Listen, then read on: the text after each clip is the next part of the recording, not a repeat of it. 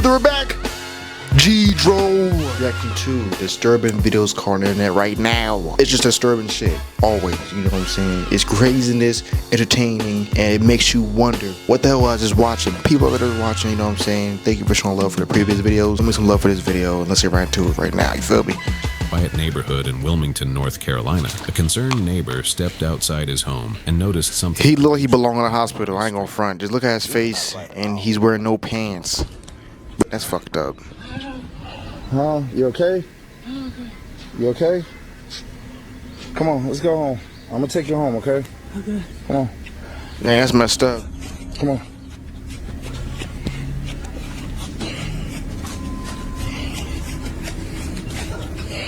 Yeah, this guy, no jokes, he belongs in a nursing home.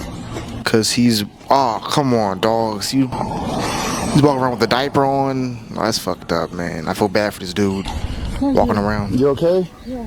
Okay. I got you. Okay, I don't know what's the disturbing part yet, but we're gonna find out. Jonathan Morris Pigford saw an elderly man walking alone down the road. His name was Brett. He was wearing only an orange t-shirt and an adult diaper that was clearly soiled. He appeared confused, unsure of where he was going, and there was a strong smell of urine as he moved slowly along the street. Situations like this can happen with elderly people who suffer from memory problems, especially those with dementia, where wandering is common. At first, it seemed like a case where someone simply needed help getting back home. Jonathan approached him calmly and tried to guide him back toward a nearby house, but as they got closer, something changed. I wonder. Damn, he's not welcome home? Turn Damn. around and go back the way you came. What happened? What? What do you mean? He's wet. What are you talking about? He just is not supposed to be out here. He's going to go all the way back the way he's supposed to go. Where is he? Yo, that's crazy. He knows He knows what? where he's supposed to go. He's supposed to be out here? No. Well, why would you make him go way back down there? Teach him. It's like To teach him what? Yeah, that's what happens when you get old. Yo, that's horrible. I did not mean to pause right there, dogs, but hold up, wait, this is crazy. Is this elderly abuse right now? You're being mean to people that can't remember. That's bullying. People out there that's watching, don't bully people, because it's gonna backfire through karmic reasoning. All I gotta pretty much tell you on the road is, though, this is foul. And this picture is foul while I'm looking at right now. People, let's keep on, you know what I'm saying? It's crazy. It's crazy. It's messed up. you don't know half things like that. You don't know what you're talking about. No, I do know what I'm talking about. You have no idea. Yeah, I know exactly. Yeah, I'm about to mind yours. Because I know you f***ing just using them for a check. You piece of shit. Thank you, good citizen. In his pampers, or you can. I'll call the police right now. I'll call the fucking police. That man in a fucking pamper wet. Word. And you gonna make him go back down the street? You stupid mother. He can walk the way he needs to walk. This is a beautiful video. You mean the way he- I'm liking the outcome. The woman was later identified as Deborah Crazy. Porter, Brett's sister and primary caregiver. At that point, the situation no longer felt like a simple misunderstanding. Jonathan began recording the interaction and informed the police. The conversation quickly became tense, with him questioning her actions and expressing concern, while Brett remained standing there, confused and vulnerable. Authorities responded quickly. The new Hanover County Sheriff's Office opened an investigation, and a deputy was seen at the home. Social services also became involved. On April 9th, Brett was taken from the house by ambulance so he could receive further medical care and evaluation. Deborah Porter later acknowledged that her brother needed proper memory care and skilled nursing support. Jonathan Pigford created a fundraiser to help Brett, saying the money would only be used once he was confirmed to be in a safe place. He also asked people to stop harassing Deborah, stating that the situation had already improved. Thank you for all the love and all the support. And I just talked to a detective about an hour ago, so I sent him the video. So, I mean, she's definitely being investigated. It was the sheriff's department that called me, so, you know, I'm just thankful to everybody that showed the love. It's a sad situation, but hopefully you just get put in a better situation. So, thank you for all the love. As the footage spread online, it drew strong reactions from viewers. Many expressed concern about how Brett was being cared for, asking questions such as how a sister could treat her brother in a way that shouldn't be. As of now, no arrests have been made, and there has been no final legal outcome. The case That's their sister and brother. fortunate that someone noticed him that day. But the situation also shows how easily vulnerable people can be placed at risk, especially when proper care and support are not in place. Yo, that you On know February what? 3rd. You know what, man? That was a good guy. I ain't gonna front. The black dude that helped the old guy. That's a good person. That dude should win a Nobel Peace Prize because it's like dogs. You're being a bully to an elderly man. That's your brother. That's crazy. You know what I'm saying? I did not know that was brother and sister conflict, but damn, I predicted that they was about to put him in the hospital. I say he belong in the hospital. Then you know the good outcome was he's going to the hospital. G. Stradamus predicting the future. Let's keep watching. You know what I'm saying? But it's craziness though. Great video. 2026. Starting at off. around 1:19 in the morning, a 28-year-old man named Quentin Baker stepped out of an apartment at the Parkside Villas complex in Las Vegas, and within minutes, what began as a domestic situation turned into something far more serious. How's it going? Hold on. Wait, he said that if you guys come, then Where is he? upstairs in the house. Yes, it does. He said that if you guys come up there, he's going to kill the baby and me. I never dealt with anything like this. First time he's acted like Is this. it the one with the orange light? Yes. Okay. I don't know if you. Okay. Main priority is my baby. Earlier, Renee Capate, the mother of Baker's child, had called 911, reporting that Baker had assaulted her and her friend and was now threatening to harm her and their 3-year-old son, Kentra. She told dispatchers he was trying to take the child with him. As officers Jonathan Lowe and Damon O'Donnell were sent to the scene, more details came in, including reports that Baker may have already fired shots in the parking lot. When officers arrived, Reneka warned them that Baker was still inside, armed, and that he might hurt the child if he saw police outside. For a brief moment, everything remained still, as if the situation could go either way. Then, Baker stepped outside where this happened. Damn, they bought a fucking Call of Duty. This dude in the parking lot. Holding the kid. He said he's gonna take the baby with him to hell. Craziness, I ain't gonna front. This is insane. You know what I'm saying? I'm losing sight. Dogs. It's levels of craziness. And then you seen the dude, you know I what? lost sight of him. I should have paused on that moment when it showed the picture of the dude, but if you seen his hand, he had a Joker tattoo. Whatever you put in your fucking body, that's what's going to fucking be expressed. You know what I'm saying? This dude had a fucking clown. You can't trust people. That's all I got pretty much tell you. This is just crazy. He's holding a youngin', I'm thinking. Yep. You have something? He's cocking the gun sideways, holding the youngin'.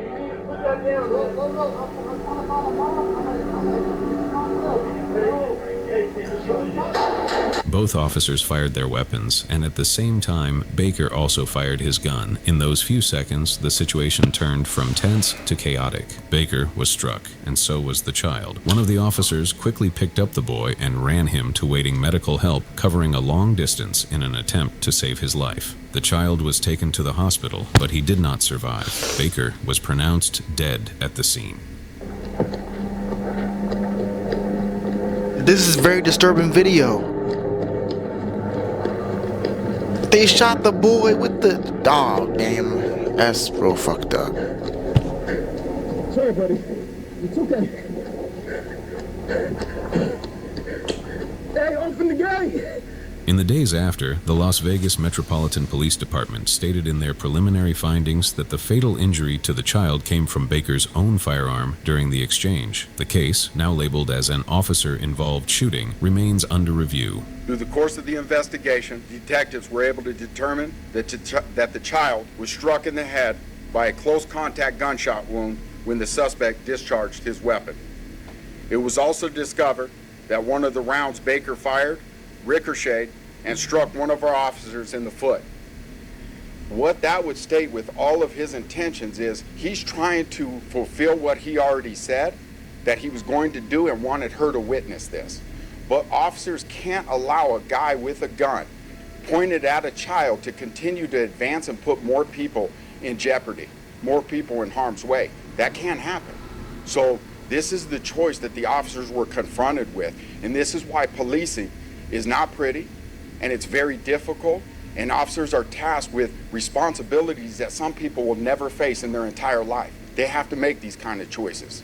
However, Reneka Pate later questioned parts of the official account. On February 27th, she and her legal team, including attorney Ophelia Markarian, announced plans to file a wrongful death lawsuit. As of now, there has been no final court decision or settlement. We will ask for body cam footage because I know what I saw and I know how they went around. He did not have a weapon. He was carrying my son, walking towards the officers. All, I want to say 7 or 8 officers had their weapons fully drawn. They were commanding him to stop, but he was not. He was not armed, and he had my son, so he didn't stop, and that's when the officers all opened fire. Situations like this are difficult to fully understand, even after investigations are complete, often leaving open questions about what could have been done differently that night. In the end, a child lost his life, and a family was left with questions that may take a long time to answer. Man, all I gotta say is Las Vegas off the hook. On April Crazy ass clip. 26th, I ain't go front. Damn. Florida, a routine Craziness. afternoon school bus route turned into a situation that no one on board expected. If you saw my last video, I covered a similar bus accident that happened not long ago. The same situation occurred again. Oh, Sumter County School District bus. the kiddos in the bus. Carrying 29 middle I remember this clip. students, Craziness. one adult aide, home from South Sumter Middle School and South Sumter High School. It was a normal route, one the driver had completed many times before. The driver, 67-year-old Yvonne Marie Hampton, had been working with the I ain't gonna district for front. over 10 years. Man, I'm not trying to joke or nothing, but she just look like she just drink beers. She drink beers, driving the bus, the big yellow bus. I almost said the big short bus because that's disrespectful, but dogs, it's like, it's craziness, you know what I'm saying? She looks like she drinks like alcohol for no reason. It's not because of the depression, it's like for no reason. People out there is watching, don't drink and drive. Let's keep watching. I ain't gonna front. Damn. Craziness though. And had no major issues on record up to that point. So, as the bus continued along its route, it approached a railroad crossing at East Central Avenue and North Market Street. Instead of stopping, the bus continued forward. At the same moment, a CSX freight train approached A fucking freight train. when the train struck the rear of it, clipping it with force as it passed through. Because the impact was only to the back of the bus and not a full collision, the situation did not become as severe as it could have been. The students remained in their seats, and while the bus was damaged, it did not overturn or derail. But the students inside were terrified, as anyone in that situation would be. Oh, that's the point of view of the kids.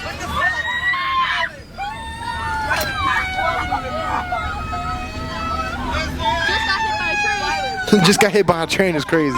It's not funny, but the kid's funny. Emergency responders arrived quickly, and everyone on board was evacuated safely. There were no serious injuries reported. In the days that followed, the driver was removed from her position and later arrested. She was charged with 29 felony counts of child neglect, along with additional charges related to reckless driving. She was released on bond under strict conditions, including no contact with the students and no operation of any school bus. The school district reviewed the incident and has since changed routes to avoid that crossing, while also examining He's trying to go to war with the camera case is still people. ongoing, and no final decision has been made in court. For many people, the incident raised a simple but important question: how a situation with clear warnings, working safety systems, and a familiar route could still come so close to ending much worse. Everyone walked away safely that day, but the outcome could have been very different if the timing had changed even slightly. Craziness. Crazy clip with the kills. Damn, that's messed up. Quiet home kitchen, a woman in Vietnam was going about her routine, unaware that it would become the most tragic day of her life. She stood at the counter, preparing food alongside another woman in a setting that looked like any normal home. The kind of place where daily life feels safe and predictable. For a moment, everything seemed completely normal until it wasn't.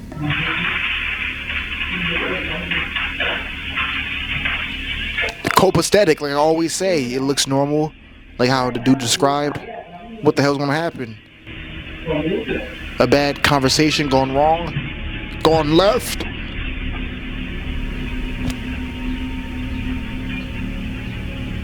The door open, I'm assuming, because I heard a quick What the hell? Is she seeing ghosts right now? Is she seeing demons in the fourth dimension? Oh, damn. She passed out. Oh, shit. Tragic events right now. People out there that's watching. Oh, she have a seizure. Oh, that's not good. This is not great.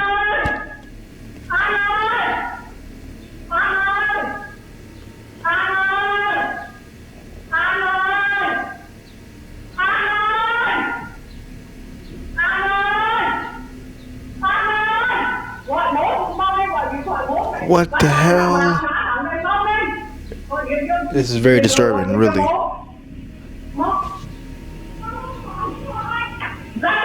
Once again, I feel bad for the person and the person that's witnessing this.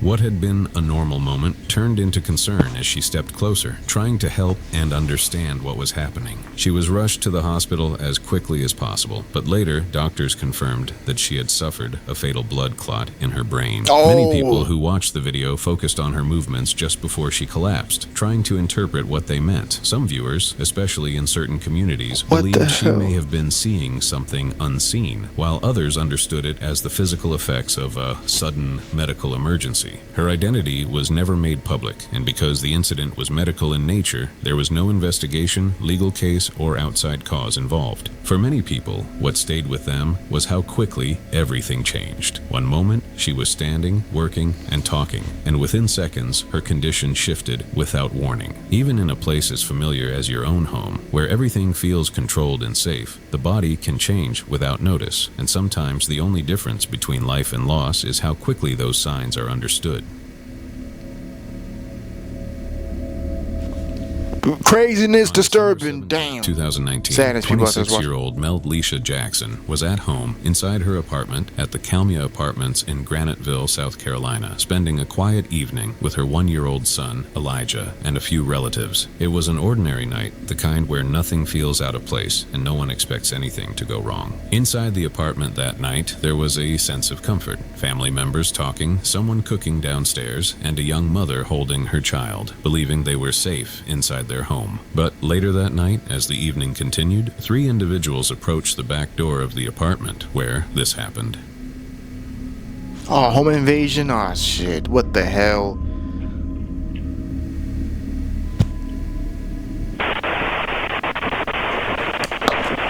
What is this, gunfire? I'm assuming it was gunshots. I couldn't hear on this side. They're walking like shit's normal.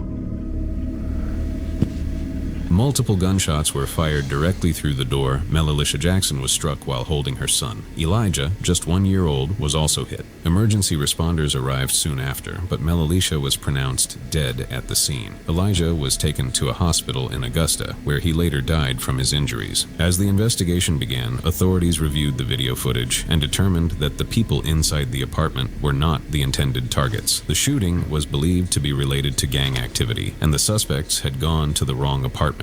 In early January 2020, one suspect, identified as Thomas Anthony Henderson, was arrested and charged with 2 counts of murder. He has remained in custody without bond. The other 2 individuals involved were not publicly identified, and no clear final outcome has been shared in the years since. The case at the time raised concerns about safety in residential areas like Graniteville, where families live in close communities, and incidents like this are not expected, and how something like this could happen in a place where children and families should feel secure inside their own homes. Even now, the full picture of that night is not completely clear. What is known is that a young mother and her child lost their lives inside a place that should have been safe, and the lack of clear closure has left lasting questions for the community and the family. Craziness, sadness. On March 19th, 2026, horrible at things. Northgate Station in Seattle, a man stepped onto the northbound platform expecting nothing more than a normal trip on the Sound Transit light rail. It was a routine moment, like any other day, in a place where people gather to catch trains, check their phones, and wait for their ride home. But that day was no different. The man stood near the edge, facing the tracks, watching as the northbound train began to approach the station. From his point of view, everything was calm and predictable. As the train drew closer and entered the station, the situation changed in a matter of seconds.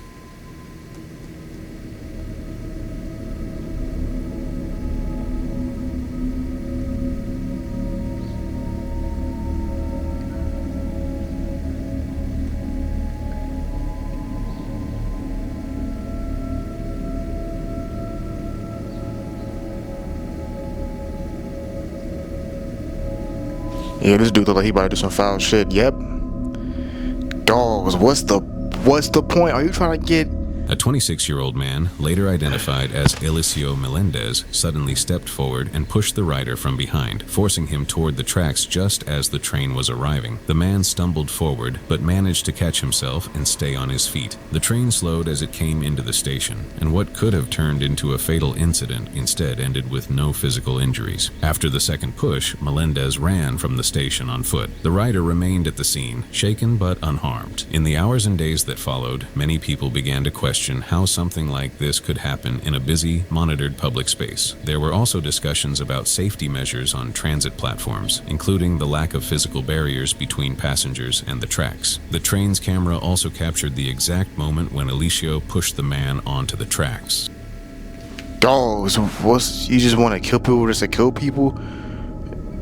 You're going to hell for this. This person, look, people like him that do shit like that, instant karma reasons, you know what I'm saying? Melendez had a history of mental health issues, including a diagnosis of schizophrenia, along with a prior case from 2019 that had been dismissed due to competency concerns. He was later arrested and charged with second-degree attempted murder, and as of now, the case is still ongoing, with a competency evaluation scheduled and no final outcome decided. For the man on the platform, what started as a normal wait for a train became something he likely will not forget. And for others, it shows how quickly things can change, even in places that feel completely familiar. If you stayed till here, thank you.